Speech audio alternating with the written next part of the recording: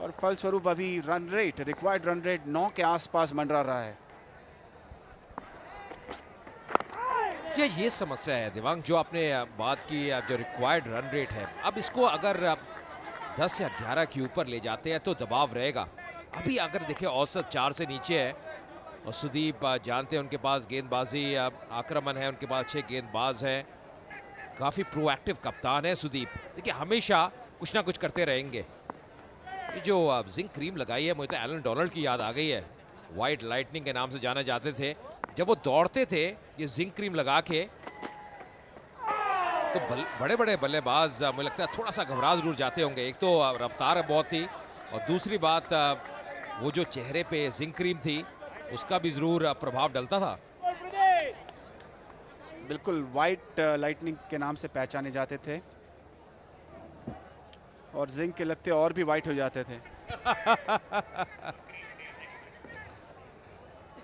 पर एक चीज बताइए, अगर आप गेंदबाज हो और आपने इतनी जिंक क्रीम लगाई हो, क्योंकि गेंद भी सफेद रहती है, कई बार साइड करने में भी थोड़ी समस्या रहती होगी दिमाग। इसी बीच बढ़िया शॉट, और बॉल की जीत होगी यहाँ पर। टाइमिंग बढ़िया थी। पूरा प्रयास किया था, अंत तक चेज किया, पर गेंद सीमा रेखा के बाहर जाती हुई इसकी दरकार थी चले रहे ना उसको। थोड़ा सा शैकल्स को तोड़ना बहुत जरूरी था, क्योंकि ऐसा लग रहा था कि गेंदबाजों ने बांध दिया था। ये बढ़िया शॉट कैफ में खेला, टाइमिंग भी बढ़िया। एक एक रन को चीयर करते हुए चेन्नई राइनोज के समर्थक जानते हैं उसका महत्व।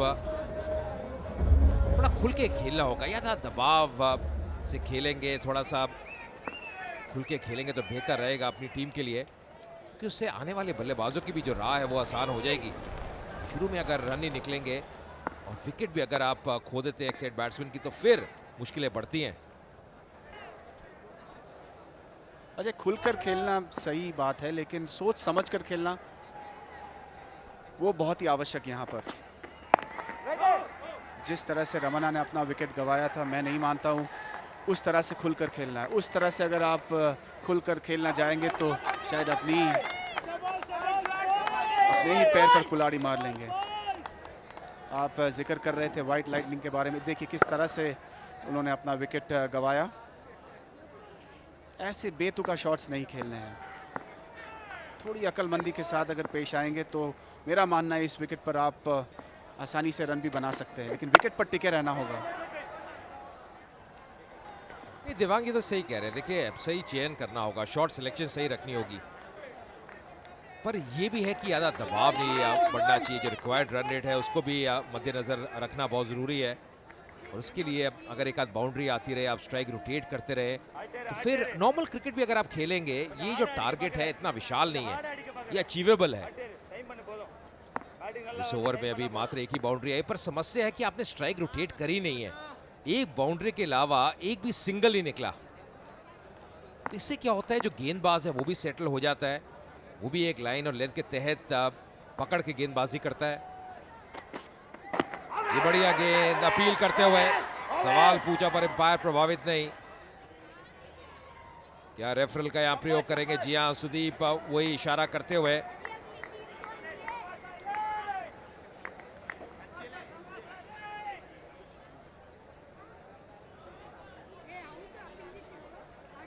तीसरे अंपायर भी बहुत व्यस्त रहे हैं इस टूर्नामेंट में, फिर से रेफर किया गया है, उनकी राय ली जाएगी।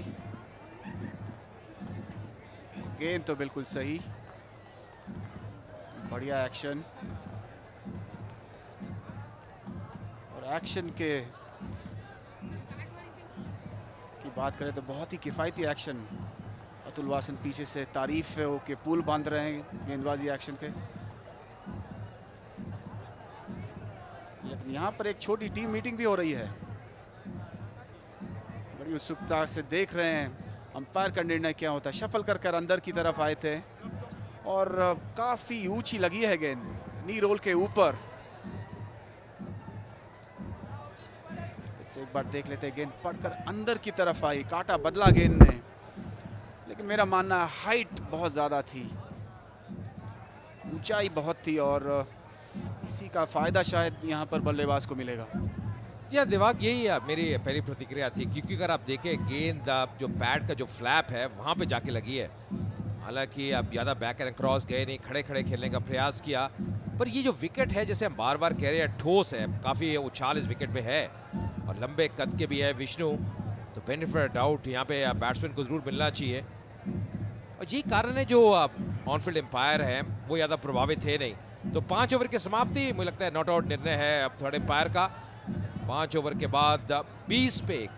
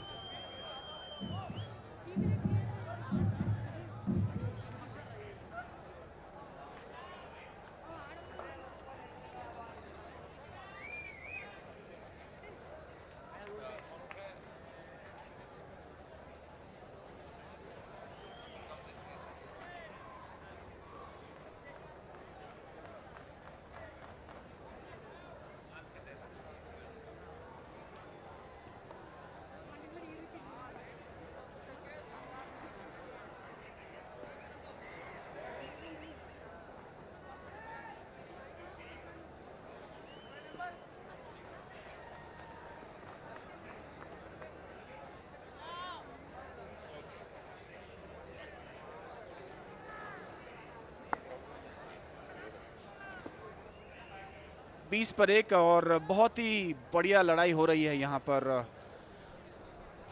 चेन्नई ने 5 ओवर में केवल 20 रन बनाया और 1 विकेट गंवाया। और गेंदबाजी की अगर गेंदबाजों की बात करें तो बहुत ही बढ़िया गेंदबाजी की है कर्नाटका के गेंदबाजों ने। ध्रुव जारी रखेंगे गेंदबाजी पार्ले जी एंड से, और बढ़िया गेंद, कोई भी रन नहीं आया। और अब चलते हैं गेलन के पास बाउंड्री लाइन पे। From the Hridaya Foundation, we have Mr. Yugandhar right here. Sir, the Hridaya Foundation has been doing fantastic work, and this year it has tied up with the CCL to save 100 hearts. Tell us a little more about it. See, we at Hridaya do free surgeries for children who are having heart problem, but below 12 years.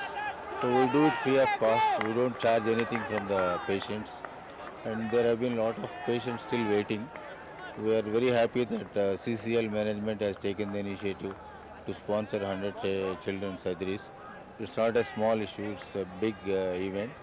And we also thank Mr. Sachin Joshi and other team owners who have agreed to contribute to Hridaya Foundation. We are grateful.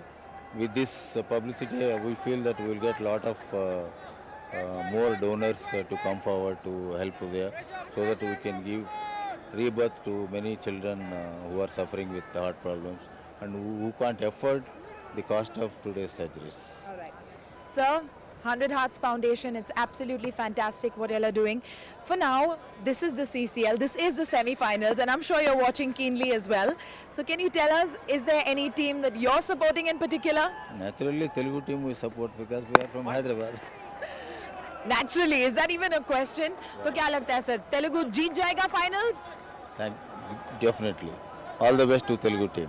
All the best.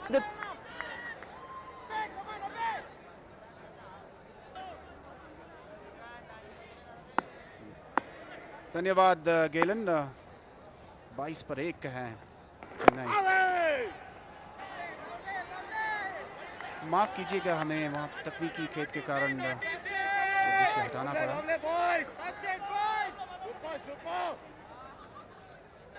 Vishnu खेल रहे हैं 8 पर और विक्रांत 4 पर, लेकिन यहाँ पर बहुत ही बढ़िया साझेदारी जहाँ तक गेंदबाजी का सवाल है। ध्रुव और प्रदीप ने बांधे रखा है चेन्नई के बल्लेबाजों को। 2 माहिर बल्लेबाज बैटिंग कर रहे हैं, वरिष्ठ चेन्नई के बल्लेबाज।